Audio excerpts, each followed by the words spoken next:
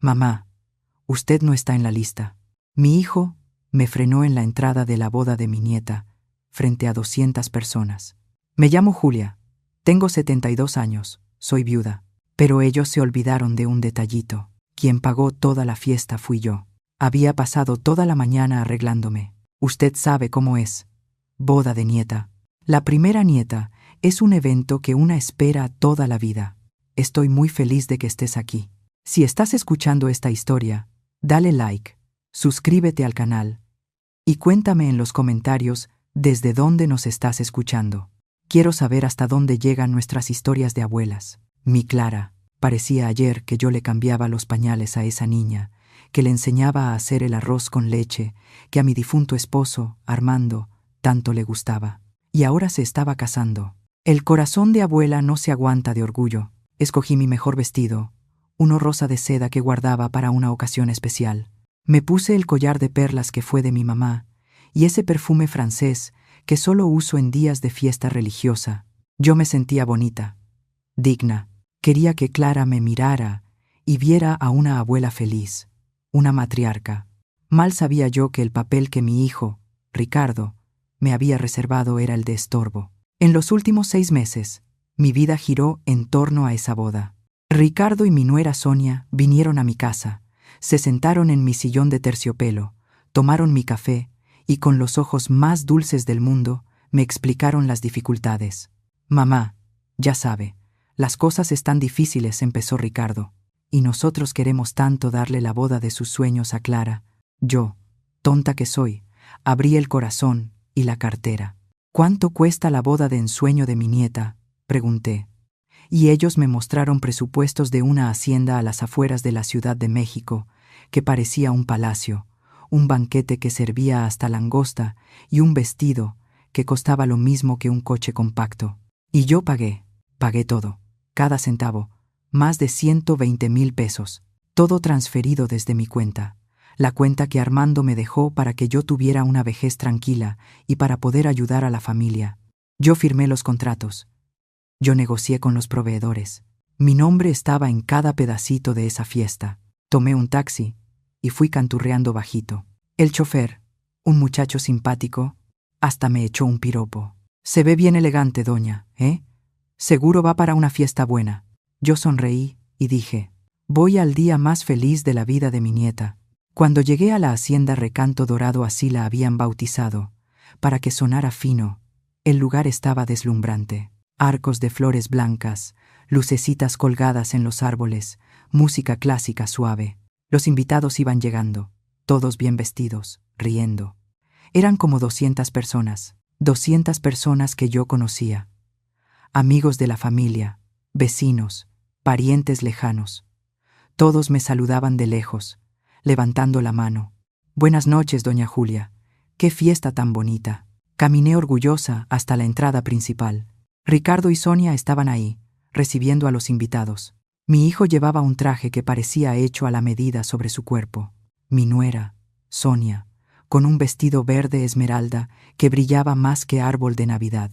Ricardo, hijo, qué bendición, dije, acercándome para darle un beso. Él no se movió. Ricardo me miró a los lados y su rostro se cerró. No parecía el niño al que yo amamanté. Parecía un gerente de banco negándome un préstamo. Sonia, a su lado, desvió la mirada y fingió acomodar una flor en el arreglo de la mesa. Mamá, dijo, y su voz era fría como hielo. ¿Qué hace aquí? Yo me reí, pensando que era una broma. ¿Cómo que qué hago? Vine a ver casar a mi nieta. Vine a la fiesta. Pues ¿qué más? Fue cuando tomó la carpeta que tenía la recepcionista. Pasó el dedo por la lista 1, 2 veces, con una seriedad que me hizo un nudo en el estómago. La música pareció bajar de volumen. Las 200 personas en la fila detrás de mí se quedaron en silencio. Yo sentí todas las miradas sobre mí. Mamá, usted no está en la lista, dijo, en voz lo bastante alta para que todos oyeran. Mi sonrisa se congeló. ¿Cómo que no estoy en la lista, Ricardo? ¿Qué broma es esta? No es broma, dijo impaciente. Su nombre no está aquí. Debe haber sido un error con la invitación. ¿Error con la invitación? ¿La invitación que yo había pagado? La lista que yo misma ayudé a Sonia a revisar para que no se quedara ninguna tía del pueblo fuera. La humillación me subió por el rostro como fiebre. Sentí mis mejillas arder. Miré a Sonia, que ahora me miraba con una sonrisita victoriosa, casi imperceptible. Miré a las 200 personas mirando la escena.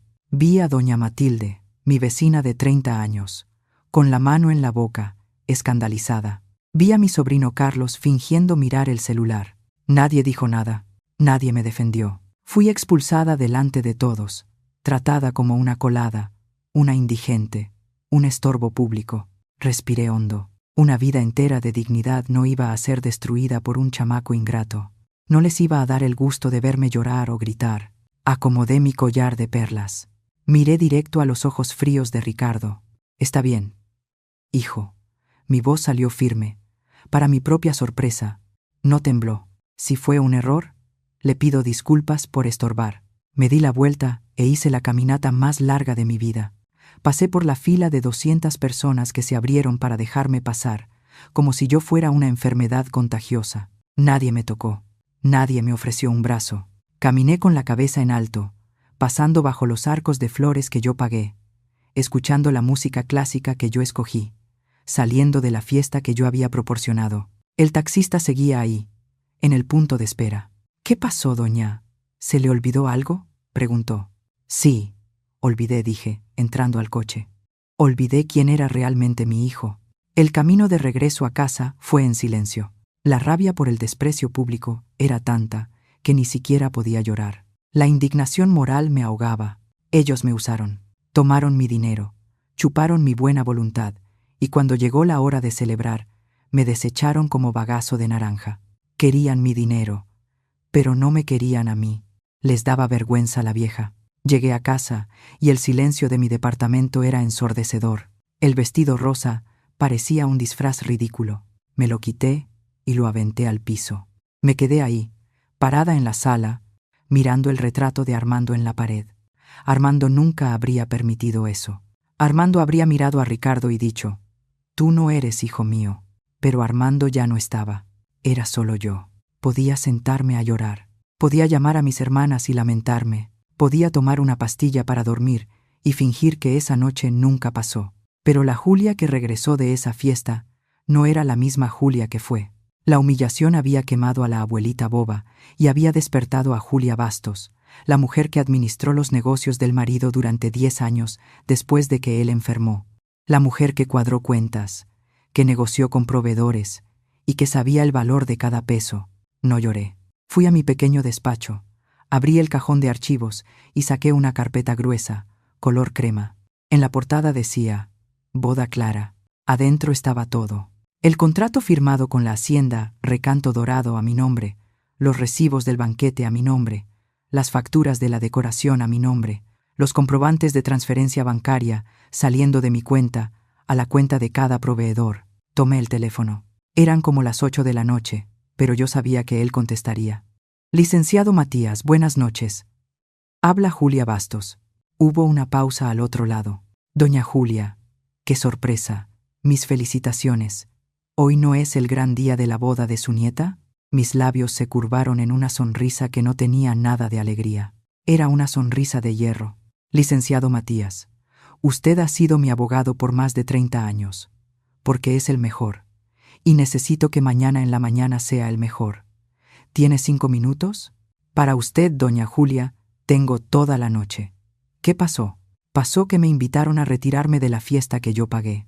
Pasó que mi hijo y mi nuera cometieron un pequeño error de cálculo. Creyeron que podían quedarse con mi dinero y tratarme como basura. Y necesito que me ayude a corregir ese error». Me senté en mi silla de cuero, la carpeta abierta frente a mí. El dolor en el pecho seguía ahí. La vergüenza todavía ardía. Pero ahora había otra cosa. Había un plan. Ricardo pensó que me había dejado fuera de la fiesta. No sabía que yo acababa de cerrarle la puerta a la vida cómoda que conocía. Al día siguiente, él no iba a recibir una cartita de disculpas. Iba a recibir una notificación. No dormí esa noche. ¿Cómo se duerme después de ser echada de la boda de la propia nieta como un perro callejero?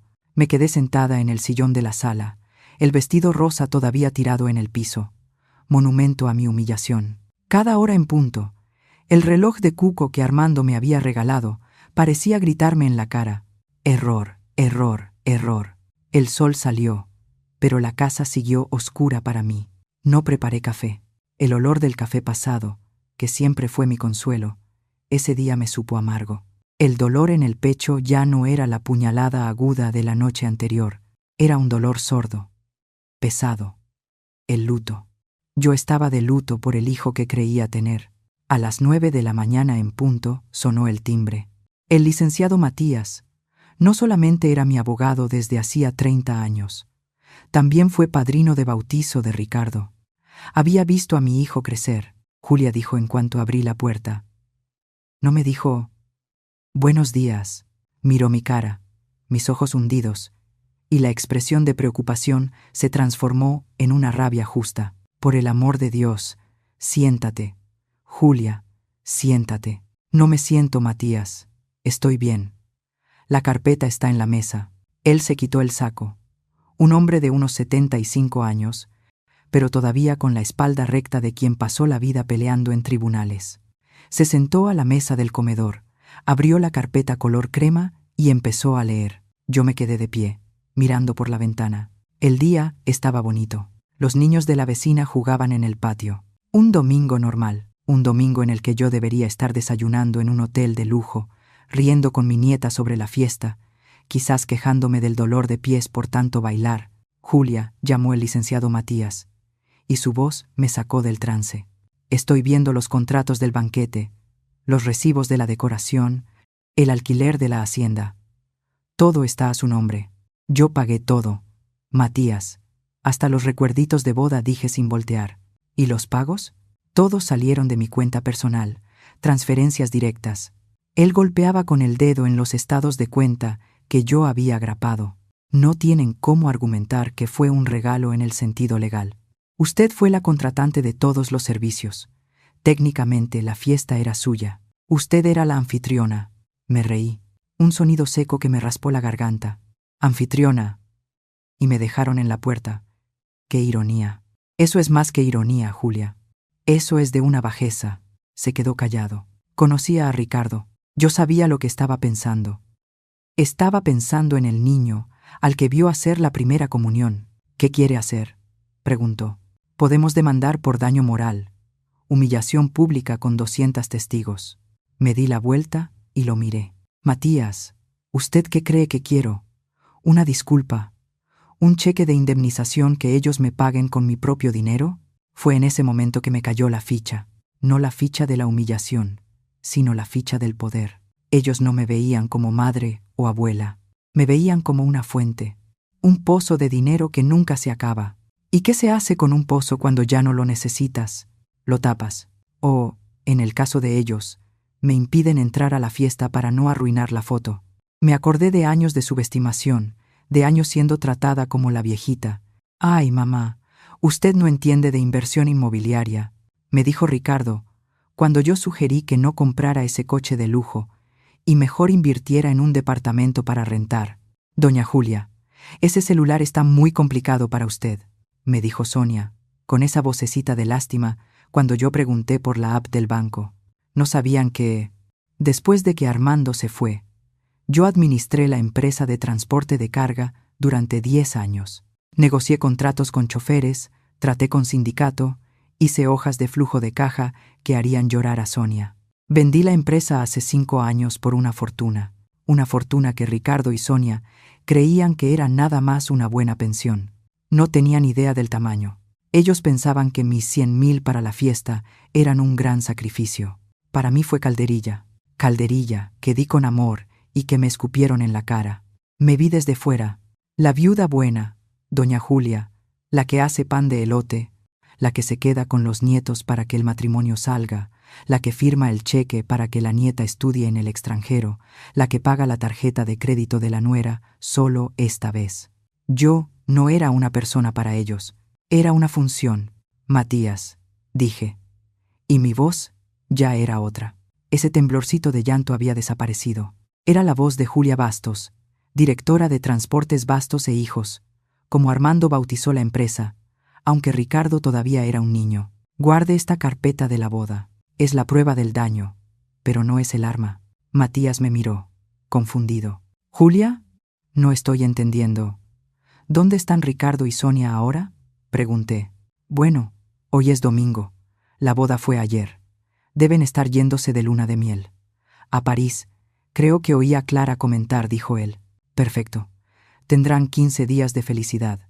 Van a necesitar guardar ese recuerdo. Fui a mi otro despacho, no el social donde guardo los recibos de la casa. Fui al despacho de Armando, que siempre mantuve cerrado. Abrí la caja fuerte. Saqué otra carpeta, una carpeta azul. Volví a la sala. Puse la carpeta azul frente a Matías. ¿Y esto? Preguntó. Esto, dije, es el poder redescubierto. Él la abrió. Eran 2 escrituras. El departamento donde Ricardo y Sonia viven, en la colonia del Valle. 3 recámaras. Recámara principal con baño. Balcón amplio. Matías abrió los ojos. Está a su nombre, Julia. Claro que sí. Lo compré como inversión. Ricardo llegó con el cuento de que la renta estaba muy cara, que Sonia quería un lugar mejor para criar a los hijos. Yo les dije que podían vivir ahí de favor. Un comodato verbal. No hay papel firmado. No hay contrato de renta. Viven ahí desde hace 8 años de gratis. Nunca pagaron un peso de cuota de mantenimiento. Yo pago. Nunca pagaron predial. Yo pago. ¿Y la otra escritura? Preguntó.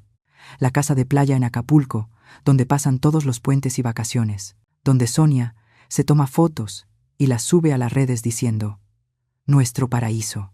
Matías tragó saliva. Y en la cochera: Matías, vaya a mi estacionamiento, continué. Tengo un coche importado, gris oscuro. Es el coche que usa Ricardo. El coche de la empresa, les dice a los amigos. La empresa era mía. Yo vendí la operación, pero me quedé con los coches. El coche está a mi nombre. El seguro está a mi nombre. La tenencia, yo la pago. El licenciado Matías cerró la carpeta azul. Se recargó en la silla. Ya no parecía abogado. Parecía un general mirando el mapa de guerra. Julia Bastos, ¿qué quiere que haga? Ellos me sacaron de la fiesta, me borraron de la lista. Pues yo haré lo mismo. Empecé a caminar por la sala. El dolor de cabeza se había ido. El hambre se había ido. La tristeza se había convertido en combustible de avión. Primero, el departamento de la colonia del Valle. Quiero una notificación extrajudicial de desocupación. En cuanto pise en el aeropuerto, de regreso de París, quiero a un actuario esperando en el edificio. No, mejor, quiero la notificación pegada en la puerta del departamento que no es de ellos. 30 días para salirse. 30 días. Julia, eso es lo que marca la ley, ¿no? Preguntó. Si fuera por el corazón, les daba 30 minutos. Pero yo sigo la ley. 30 días. Segundo, la casa de playa. Cambie las cerraduras. Mañana mismo contrate una empresa de seguridad. Si intentan entrar, es invasión de propiedad. Tercero, el coche. Eso es más sencillo. Va a mandar una carta certificada exigiendo la devolución inmediata del bien. Si no lo devuelve en 48 horas, levantamos denuncia por apropiación indebida. Cuarto, paré. Fui a mi bolsa que estaba tirada en el sillón. Saqué mi celular. Abrí la app del banco. Esa misma que Sonia juraba que yo no sabía usar. Fui a transferencias programadas. Ahí estaba. Mesada Ricardo Bastos. 20,000 pesos cada 1 de mes. Miré el botón cancelar.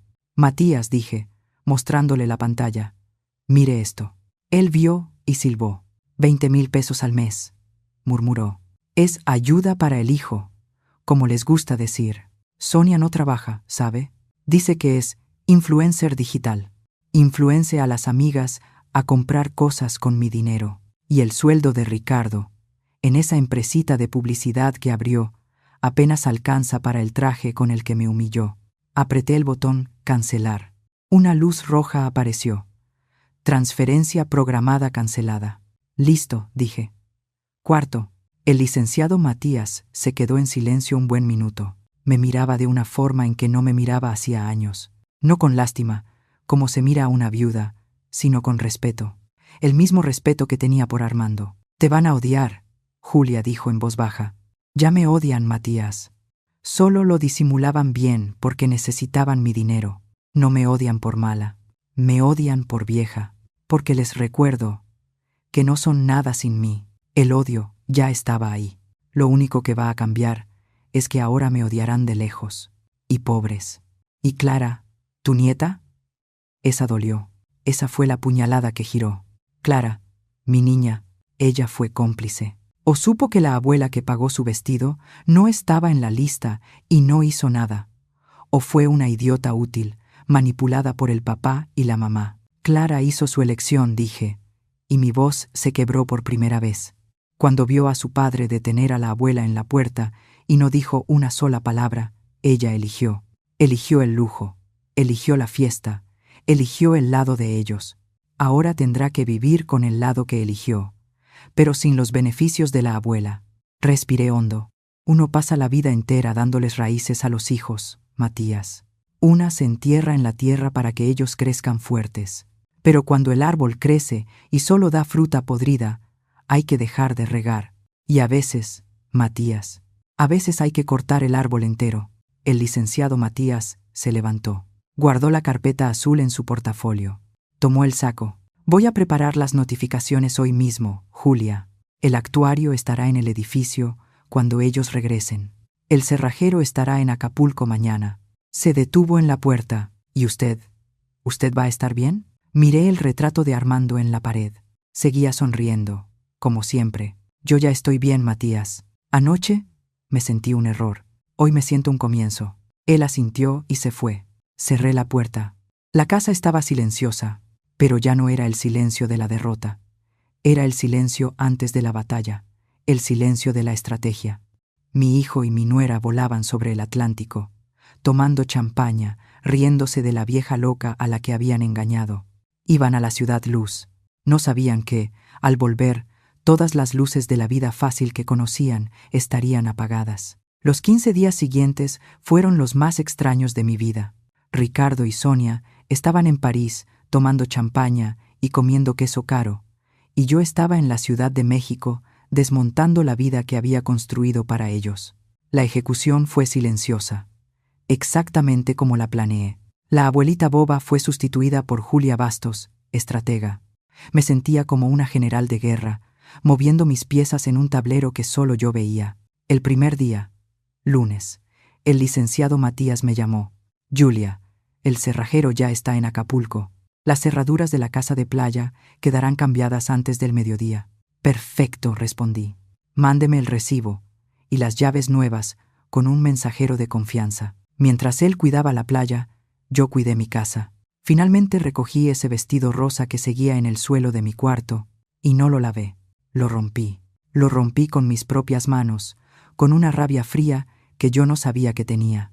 Lo corté en pedazos y lo metí en una bolsa de basura. Después, hice una limpieza.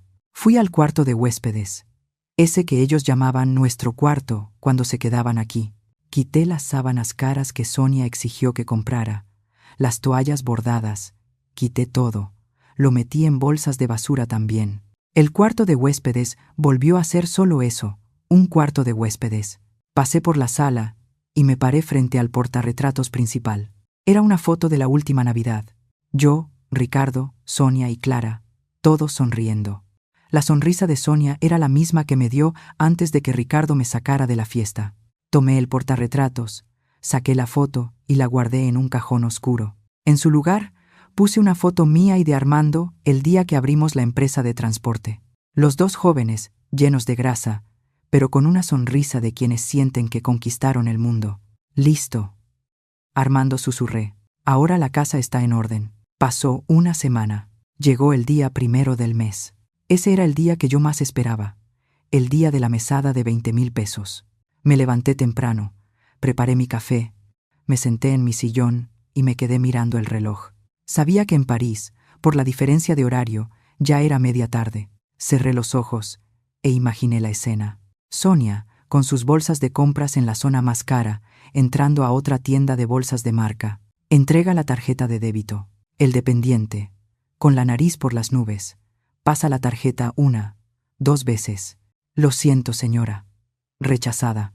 Imaginé a Sonia poniéndose roja, como que rechazada. Vuelva a intentar. Mi marido es rico. Imaginé a Ricardo en el café de la esquina intentando pagar los croissants y su tarjeta también rechazada. Imaginé el pánico silencioso, la primera grieta en su vida perfecta. No me llamaron, pero al final del día llegó un mensaje de texto a mi celular viejo, el que dejé encendido justamente para eso. Mamá, ¿está bien? El dinero no cayó. ¿Pasó algo con usted? Era de Ricardo. Noté la preocupación. No era. Mamá, ¿cómo se siente después de la fiesta? Era. El dinero no cayó. ¿Pasó algo? Miré el mensaje. Mis dedos querían responder, escribir todo lo que tenía atravesado en la garganta, pero la Julia estratega sabía que el silencio, en esa etapa, era más poderoso que cualquier palabra. El silencio era mi arma. Ellos estaban en París, sin el dinero extra, mirando el estado de cuenta vacío y sin entender nada. La confusión era la primera etapa del plan. No respondí, solo borré el mensaje. En los días siguientes, el licenciado Matías siguió trabajando. Julia me dijo por teléfono: la notificación de desocupación del departamento ya está registrada en notaría. El actuario está agendado para el día de la llegada de ellos, tal como pidió. La carta certificada exigiendo la devolución del vehículo ya fue enviada al domicilio de la Colonia del Valle. Cuando lleguen, el portero se la entregará. Yo me sentía ligera. Había redescubierto un propósito. Pasé años siendo la abuela, y no hay nada de malo en ser abuela, pero me había olvidado de ser Julia. Empecé a salir de casa. Fui al salón de belleza. Me corté el cabello en un estilo corto y moderno, de esos que Sonia decía que eran para chavas. Lo pinté de un castaño iluminado, quitando las canas que me envejecían. Fui al centro comercial, pero no para comprar regalos para la nieta o ropa para andar en casa. Compré una computadora nueva, la más moderna. Contraté a un muchacho para que viniera a darme clases particulares. Quiero aprender a usar todo, le dije. Quiero saber de hojas de cálculo, de inversiones, de apps. Sonia creía que yo no sabía ni abrir el celular. No sabía que esa semana había usado la app del banco para transferir 90% de mi patrimonio a un fondo de inversión con candados de seguridad que ni el Papa podría tocar. El resto, el dinero del día a día, lo puse en una cuenta nueva, en un banco digital al que solo yo tenía acceso. La cuenta vieja, la que Ricardo conocía, la dejé con 1,000 pesos nada más. Por si intentaba algo, estaba blindada. El sábado, un día antes de que regresaran, hice algo que no hacía años. Manejé. Tomé las llaves de mi propio coche, un modelo ya viejito pero que adoro, que estaba estacionado en el fondo, y conduje hasta Acapulco. Llegué a la casa de playa y usé las llaves nuevas que el mensajero del licenciado Matías me había traído. La casa estaba silenciosa, olor a mar y a muebles cerrados, pero ya no olía al perfume dulce y empalagoso de Sonia. No había botellas de cerveza importada de Ricardo en el refri. Era mi casa. Me senté en la terraza, frente al mar que yo pagué, y lloré. Pero no fue llanto de tristeza, fue llanto de alivio. Lloré por la Julia, que se dejó usar. Lloré por Armando, por haber permitido que su hijo se convirtiera en ese monstruo de ingratitud. Pero se acabó, viejo mío, dije, mirando al mar. Se acabó la payasada. A partir de ahora, quien manda en mi vida y en mi dinero soy yo. Dormí en la casa de playa y volví el domingo, día de la llegada de ellos. Sabía que el vuelo de París llegaba al aeropuerto de la Ciudad de México como a las 5 de la tarde. Hice cuentas. Migración, maletas, tráfico. Ellos llegarían al departamento de la Colonia del Valle como a las 8 de la noche. Me preparé. Me di un baño con sales. Me puse un pijama de seda. Me hice un té de manzanilla. Me senté en mi sillón favorito, ese que mira directo al teléfono. No estaba nerviosa, estaba en paz. A las 8:15 sonó el teléfono. El número de Ricardo. Dejé sonar 3 veces. Respiré hondo y contesté. ¿Bueno? Lo que vino del otro lado no fue una voz. Fue un grito, un rugido de animal herido. «Mamá, ¿qué significa esto?» Se volvió loca. ¿Nos está corriendo? Alejé el auricular de la oreja. Podía oír a Sonia gritando al fondo. Enloqueció. «Nos quiere matar de coraje. Llámale a la policía, Ricardo». Esperé a que bajara el volumen. «Ricardo, por favor, habla más bajo». «No estoy sorda». «¿De qué estás hablando?», pregunté con toda la inocencia que pude fingir. «¿De qué estoy hablando?», berreó. Tengo un papel pegado en la puerta del departamento. Un actuario. Orden de desocupación. 30 días. ¿Qué broma es esa, mamá? Ah, eso dije.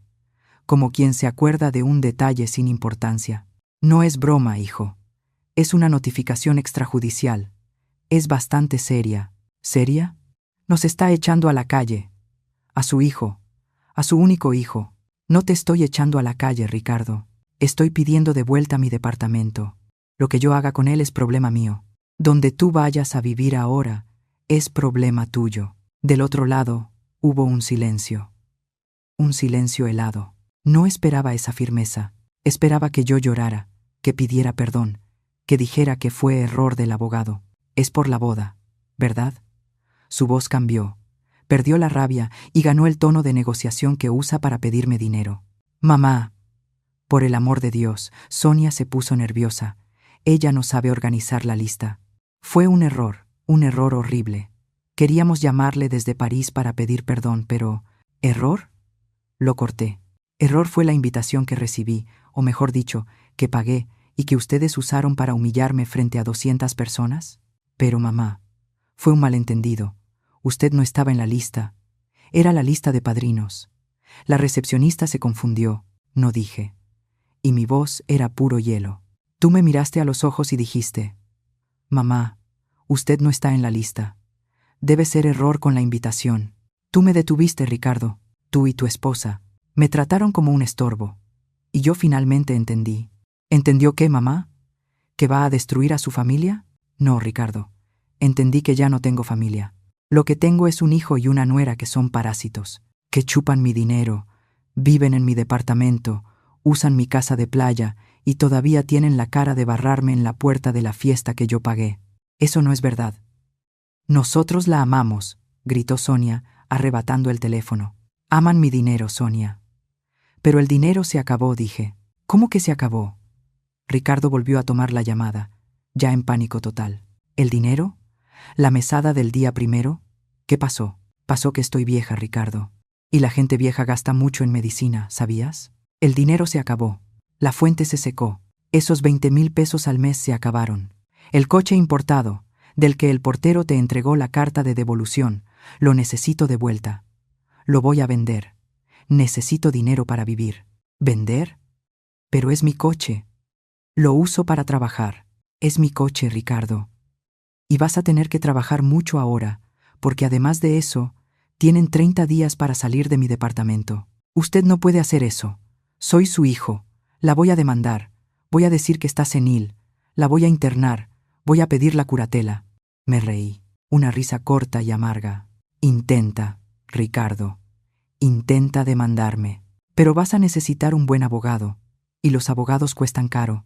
Y como te dije, tu dinero se acabó. El licenciado Matías está muy ocupado. Ahora trabaja de tiempo completo para la viejita senil de aquí. Esperé a que respirara. Ricardo, dije, cerrando la conversación. Ustedes me borraron de la fiesta por error. Yo los estoy borrando de mi vida por decisión. Tienen 30 días. El reloj empezó a correr en el momento en que leyeron la notificación. Buenas noches, hijo. Y bienvenido de la luna de miel. Colgué. El silencio en mi sala era el sonido más bonito del mundo. Colgué, y por primera vez en muchos años, mi casa, que antes parecía grande y vacía, me pareció del tamaño perfecto. Era el tamaño de mi paz. El silencio que siguió no era de soledad, era de control. Claro que el teléfono no tardó ni 10 segundos en sonar otra vez, y otra, y otra. Ricardo y Sonia debían estar turnándose el botón de rellamada como si la vida dependiera de eso. Y, en realidad, dependía. No contesté. Fui hasta el aparato, ese teléfono fijo que Sonia decía que era pieza de museo, y saqué el cable de la toma. Me senté en el sofá y por primera vez desde la noche de la fiesta, respiré hondo y el aire no pesó una tonelada. La vergüenza, la humillación, todo eso había salido de mí y había ido al lugar correcto, hacia quienes la merecían. Dormí. Dormí 8 horas seguidas, un sueño pesado, sin pesadillas. Al día siguiente, desperté con el sol en la cara. Lo primero que hice fue ir a la cocina y preparar mi café, ese café fuerte que Armando decía que levantaba hasta a un muerto. Mientras el agua pasaba por el café, tomé mi celular nuevo, el que Ricardo ni sabía que existía. Abrí la app de mensajes. 37 mensajes sin leer, todos de Ricardo y Sonia, enviados durante la madrugada. Leí el primero. Mamá, por el amor de Dios. Contesté. Fue un error. Vamos a hablar. Leí el segundo. Su monstruo, destruyendo la vida de su hijo. Sonia se sintió mal. Si le pasa algo, la culpa va a ser suya. Leí el tercero. Julia. Aquí Ricardo. Pensé mejor. Vamos a hacer un trato. ¿Cuánto quiere para parar con esta locura? La mitad del departamento es mía, por derecho de herencia. Me reí en voz alta. ¿Herencia? Yo todavía estaba bien vivita. Borré todos los mensajes sin leer el resto. Fui a mi clase de computación. Mientras yo aprendía a hacer tablas dinámicas en Excel y descubría que era muy buena en eso, el primer acto del desespero de ellos ocurría en la colonia del Valle. Ricardo, después de una noche en vela, decidió que iba a demostrar quién mandaba. Se levantó, se puso el traje caro, pagado con mi dinero, y bajó al estacionamiento para tomar el coche importado, mi coche, para ir a la oficina de su empresita. No contaba con don Jorge, el portero. Buen día, licenciado Ricardo. Buen día, doña Sonia. Qué bueno que ya regresaron, dijo don Jorge, amable como siempre, pero sin quitar la mano del botón del portón eléctrico. Buen día, don Jorge. Abra, que voy tarde, dijo Ricardo, apretando el control. El coche hizo bip. El portón, no. Don Jorge, ya le piqué. Tengo prisa. Don Jorge salió de la caseta. Se veía apenado. Discúlpeme, licenciado, pero tengo órdenes expresas de la propietaria, de doña Julia Bastos. Ricardo se quedó helado. ¿Órdenes de qué? Del coche, pues, señaló el auto. Ese coche no puede salir del estacionamiento. Está en la lista de bienes a devolver. La aseguradora ya fue notificada, y si usted se lo lleva, doña Julia dijo que le marque al 911 y levante reporte de robo. Discúlpeme de verdad, pero son las reglas. La dueña del coche es ella.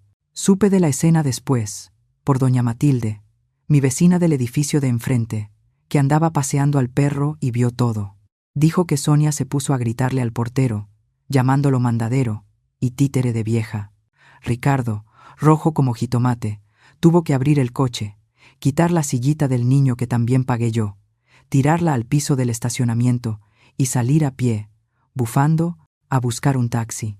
Esa fue la primera consecuencia concreta, la humillación pública, igualita a la mía, solo que la de él, en vez de en un salón con 200 personas, fue frente a porteros y vecinos chismosos. El gran empresario, impedido de sacar su coche. La segunda consecuencia llegó a la hora de la comida. Sonia, desesperada y con hambre, intentó pedir comida por aplicación. Tarjeta rechazada. Probó otra. Rechazada. Probó la de Ricardo. Rechazada. Esos 20,000 pesos que caían cada primero no eran un extra, eran su oxígeno, y yo había cerrado el tanque. ¿No podían llamarme? Porque yo había desconectado el teléfono. No podían usar el dinero, porque yo lo había cortado. No podían usar el coche, porque yo lo había bloqueado. Así que hicieron lo único que podían hacer. Vinieron a buscarme. Yo regresaba de mi clase, cargando mi computadora nueva en una bolsa bonita. Cuando llegué a la entrada de mi edificio, ahí estaban. Los dos parecían náufragos. Sonia, con el cabello desarreglado, el maquillaje corrido. Ricardo, con el traje arrugado y una cara de odio que nunca le había visto. ¡Mamá!, gritó Ricardo, viniendo hacia mí. Me detuve. Mi portero, Batista, ya iba a intervenir, pero le hice señal de que se calmara. Ricardo. Sonia. Qué sorpresa tan desagradable, dije. Fría. Abre la puerta del departamento. Vamos a hablar ahí dentro, dijo, intentando tomarme del brazo. Me aparté. No voy a hablar con ustedes. Y ustedes no van a entrar a mi casa. No puede hacer eso.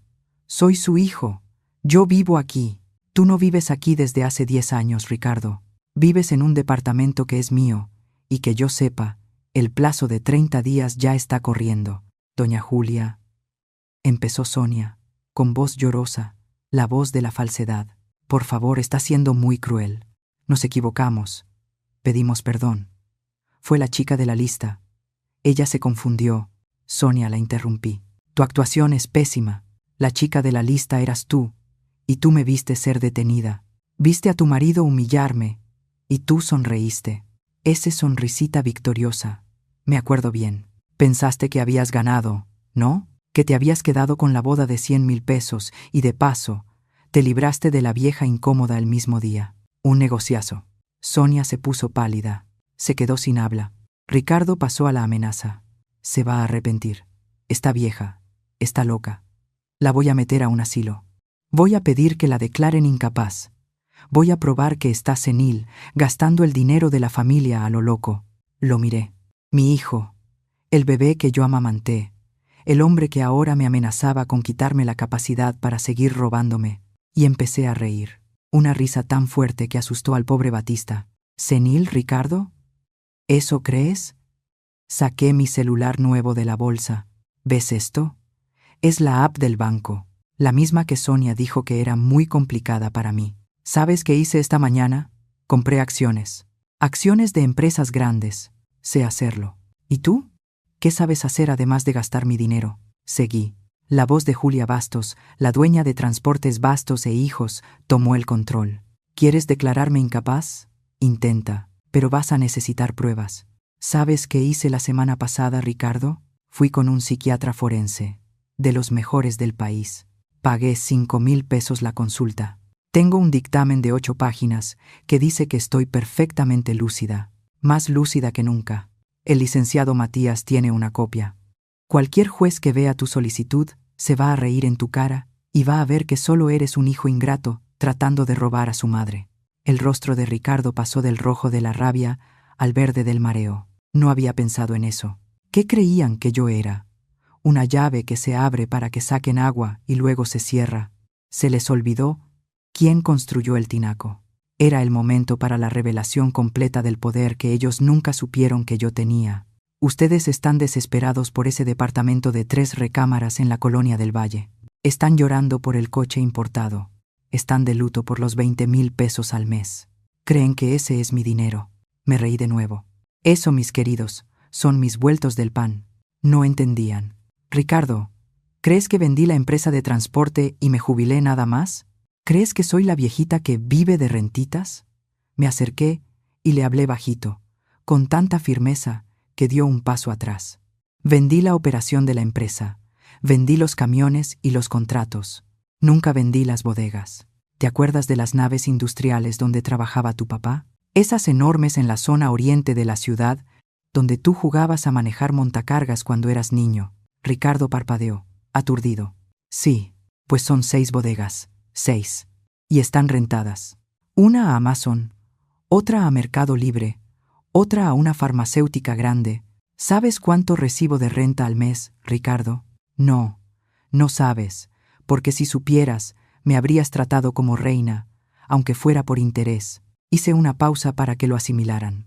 Esos 100,000 pesos que di para la boda de Clara, que ustedes usaron para humillarme, ¿sabes qué representan en mis ingresos mensuales? Más o menos lo que pago de predial. Fue calderilla, Ricardo. Calderilla que di con amor y que ustedes escupieron. La quijada de Sonia literalmente se cayó. Se quedó con la boca abierta, mirándome como si fuera un fantasma. Ricardo estaba pálido. Parecía haber envejecido 10 años ahí mismo, en la banqueta. Ustedes pensaban que yo era la abuelita, la madrecita, pero se les olvidó que soy Julia Bastos, la viuda de Armando, la mujer que llevó una empresa de transporte sola durante 10 años y la hizo valer el triple. Me subestimaron. Ese fue su error, no el error de la invitación. Me volteé hacia Batista. Batista, por favor, llame a seguridad. Estas 2 personas me están molestando. No, mamá. Espera, gritó Ricardo, desesperado. El juego había cambiado de una manera que no alcanzaba a seguir. No me llames mamá. Tu derecho a llamarme mamá se quedó en la puerta de la fiesta. Ahora, si me disculpan, tengo clase de italiano en un rato. Arrivederci. Entré al edificio. Batista cerró la puerta de vidrio en sus narices. No miré atrás. Subía en el elevador, cuando sonó mi celular nuevo. Era un número que no conocía, pero contesté. ¿Bueno? Abuela. Abuela. Soy Clara, La voz se le quebraba. Mi corazón, ese corazón de abuela que yo creía endurecido, dio un pequeño tropiezo. Clara, mi nieta. ¡Qué sorpresa! ¿Cómo estuvo la luna de miel en París? ¿La fiesta que la abuela pagó estuvo buena? Abue, sollozó. ¿Qué está pasando? El papá y Sonia me llamaron. Están histéricos. Dicen que se volvió loca, que los está corriendo de la casa. Respiré hondo. Esa era la última batalla. No me volví loca, Clara. Al contrario, nunca he estado tan cuerda. Solo estoy recuperando lo que es mío. El departamento es mío. El coche es mío. El dinero es mío. Pero, abue, ¿por qué? ¿Es por la fiesta? Te juro que ni me di cuenta. Todo fue tan rápido, yo estaba tan nerviosa, y ahí estaba la puñalada final. ¿No te diste cuenta, Clara? Dije, y mi voz era un hilo de hielo. ¿No te diste cuenta de que tu abuela, la única abuela que tienes, la mujer que te crió mientras tu mamá se hacía las uñas, la mujer que pagó tu vestido de novia, no estaba ahí? ¿No miraste la primera fila, donde yo debía estar, y no me viste? ¿No te pareció raro? ¿Te corrieron, abue?, susurró. No, yo llegué antes. Y tu papá me echó delante de 200 personas. Y tú, mi nieta, tú te casaste, te fuiste a París, y en 15 días no me llamaste ni una sola vez para preguntar, abue, ¿estás viva? Solo me llamaste ahora porque el dinero de tus papás se acabó. Del otro lado, silencio absoluto. Solo escuchaba sus sollozos tragados. Tus papás hicieron su elección, Clara, y tú, con tu silencio, hiciste la tuya. Elegiste la fiesta. Elegiste el lujo. Ahora vive con tus elecciones. Te amo, mi niña. Pero la abuelita boba que pagaba todo y aguantaba todo, esa murió. Murió en la puerta de tu fiesta. Colgué. Las puertas del elevador se abrieron en mi piso. Entré a mi departamento. La nueva dinámica de poder no solo estaba establecida, estaba cementada. Mi nueva realidad empezó con el silencio. Pero no era el silencio de una casa vacía. Era el silencio de una casa en paz. En los días que siguieron, me sentí como quien se despierta de una fiebre larga. El mundo parecía más claro, los colores más vivos, y yo estaba al mando. Los 30 días que les di a Ricardo y Sonia para salir del departamento se me fueron volando a mí y deben haberse arrastrado como eternidad para ellos. No intentaron llamarme. Parece que contrataron a un abogado. El licenciado Matías me llamó, riéndose. Julia, me habló un colega, un tal licenciado Murilo. Parece que Ricardo y Sonia lo contrataron para negociar una salida amigable del departamento, me contó. ¿Y qué le dijo? ¿Licenciado?, pregunté, mientras regaba mis plantas.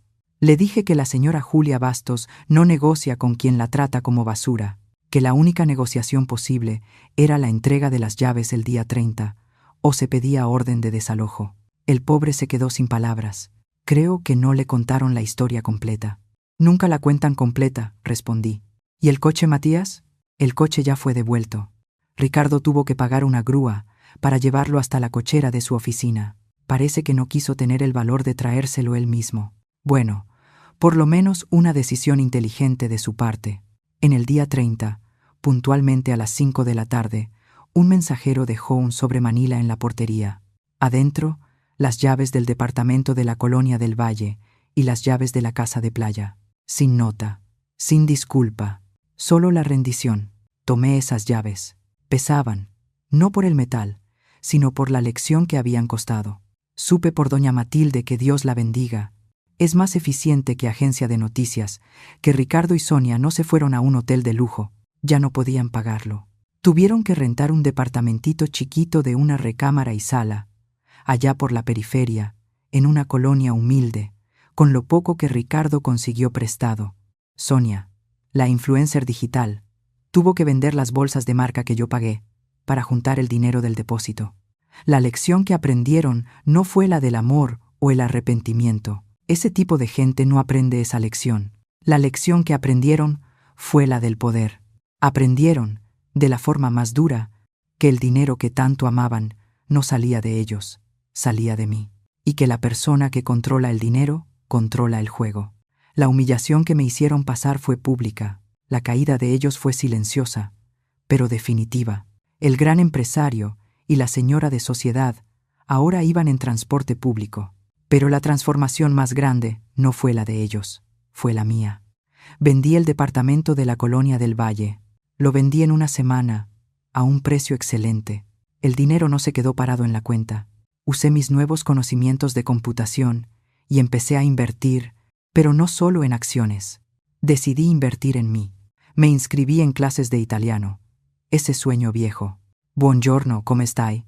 Descubrí que tengo talento para los idiomas y que el maestro, un señor italiano muy simpático llamado Lorenzo, adoraba mi pan de elote. Saqué de un cajón un proyecto antiguo, mío y de Armando, un pequeño refugio para perros callejeros. Con el dinero de la venta del departamento, compré un terrenito en Valle de Bravo y empecé la construcción. El licenciado Matías se ofreció a hacer toda la parte legal gratis, como fundación. Dijo que era lo más honrado que había hecho en años. Mi casa, antes escenario de mi soledad, se volvió un centro de actividad. Mis amigas de la vecindad, que antes solo me veían como la pobre viuda, ahora me veían diferente. Doña Matilde me paró en el elevador. Julia dijo, tomando mi mano, necesito decirle algo. Lo que usted hizo fue por todas nosotras, por tanto sapo que nos tragamos calladas toda la vida. Usted gritó por todas. Yo no lo había pensado así. No lo hice por todas, lo hice por mí. Pero al hacerlo por mí, terminé inspirando a otras. El impacto positivo no fue solo en mi cuenta bancaria, sino en mi alma y en la de quienes estaban cerca. Y Clara, mi nieta, esa era la parte que seguía doliendo. Ella no volvió a llamarme, pero como 2 meses después de que sus padres se mudaron al departamentito, sonó el timbre de mi casa. Miré por la mirilla y el corazón se me detuvo. Era ella, sola. Estaba más delgada, sin bolsas de marca. Llevaba un pantalón de mezclilla sencillo y una camiseta. Ya no era la novia deslumbrante que se fue a París. Parecía una niña asustada. Abrí la puerta. Nos quedamos mirándonos largo rato. Ella no podía hablar. Solo lloraba. «Abue», por fin logró decir. «Pasa, Clara». Entró y se sentó en el sofá. El mismo sofá donde sus padres se sentaron para pedirme el dinero de la fiesta. «Abue, yo me separé», dijo. Me senté en mi sillón. No me sorprendí. «¿Qué pasó, hija?» «El dinero, abue. El dinero se acabó. Marcelo, mi marido, no se casó conmigo. Se casó con la nieta de doña Julia. Cuando se enteró de que mis papás habían perdido todo, de que usted les había cortado todo, cambió, se volvió grosero. Dijo que lo engañé, que él no iba a mantener parientes pobres. Me miró, los ojos llenos de una vergüenza que yo conocía bien. Descubrí, abuela, que el amor que yo creía que él me tenía era igual que el amor que mis papás decían tenerle a usted, un amor que dependía de su estado de cuenta. Me levanté, fui a la cocina y preparé un té de manzanilla con miel, como cuando era niña y tenía pesadillas. Volví y le puse la taza en las manos. Le temblaban. «¿Y tus papás?», pregunté. «Son insoportables», soltó. «Mi mamá llora todo el día culpando a mi papá. Mi papá grita todo el día culpándola a usted. No me preguntan cómo estoy. Solo me preguntan si ya vine a hablar con la vieja, si ya pedí perdón en nombre de ellos». Miró el té. «No aprendieron nada, abue. No están arrepentidos de haberla humillado. Están enojados porque los descubrieron. Están enojados porque la fuente se secó. Y ahí estaba la lección que ella sí había aprendido, más dura que la de los padres. Abue, yo sé que me equivoqué», me miró a los ojos. Yo vi. Yo estaba en el altar y vi cuando llegó. Vi cuando mi papá la detuvo. Vi y no hice nada. Me dio miedo. Miedo de arruinar la fiesta. Miedo de lo que diría Sonia. Fui una cobarde. Y no la culpo de nada. Usted hizo lo que tenía que hacer. Me senté a su lado en el sofá. Era mi nieta, sangre de mi sangre. «Uno se pasa la vida», Clara, dije, y la voz era de abuela, no de estratega. «Uno se pasa la vida entera tragando sapos para mantener la paz. Cree que ser vieja es ser buena, ser tapete para que los demás pasen. Se nos olvida que la dignidad no tiene edad. No es una ropa que uno se quita cuando envejece. Es nuestra piel». Le tomé la mano. «Lo que hice, no lo hice contra tu papá. Lo hice a favor de mí. Elegí mi dignidad. Y esa es una lección que tú, por desgracia, tuviste que aprender del modo más duro. No tengo a dónde ir. Abue susurró. Marcelo me echó. No quiero volver a la casa de mis papás. La miré, a la misma niña a la que enseñé a andar en bicicleta. Hay un cuarto de huéspedes al fondo, dije. Siempre fue tuyo. Clara no se convirtió en princesa. Empezó a trabajar. Yo no le di dinero. Le di una computadora vieja y una conexión de internet. Ella, que era buena para el dibujo, empezó a hacer trabajos de diseño como freelance. Empezó a pagar sus propias cuentas. Empezó a cooperar para la luz y el gas. Mi transformación estaba completa, no porque hubiera vencido a mi hijo, sino porque me había encontrado a mí misma. Había redescubierto a Julia, la mujer fuerte, lúcida, capaz de administrar 6 bodegas de logística y un refugio de perros al mismo tiempo. La mujer que ahora hablaba italiano y entendía de acciones en la bolsa. Ricardo y Sonia nunca más me buscaron. Supe, por el licenciado Matías, que intentaron meter una demanda rara, algo de abandono de anciano al revés, invento del abogado. El juez ni aceptó el caso. Se convirtieron en una nota amarga a pie de página en mi historia. Hoy miro hacia atrás, a aquella noche en la puerta de la hacienda, con el vestido rosa, y ya no siento humillación. Siento gratitud. Tuvo que pasar que me dejaran fuera de la fiesta que yo misma pagué, para que finalmente me invitaran a entrar en mi propia vida. Y de esa fiesta, yo ya no dejo que nadie me saque. Cuando una puerta se cierra en nuestra cara, a veces es la vida empujándonos a entrar, por fin, en nuestra propia casa, la de la dignidad. Ningún hijo, ningún dinero y ninguna fiesta valen más que la paz de una mujer que por fin se elige a sí misma. Si esta historia de Julia tocó tu corazón, dale like, suscríbete y cuéntame en los comentarios. Si tú estuvieras en mi lugar, ¿qué habrías hecho? Y dime también, ¿desde dónde estás escuchando mi historia?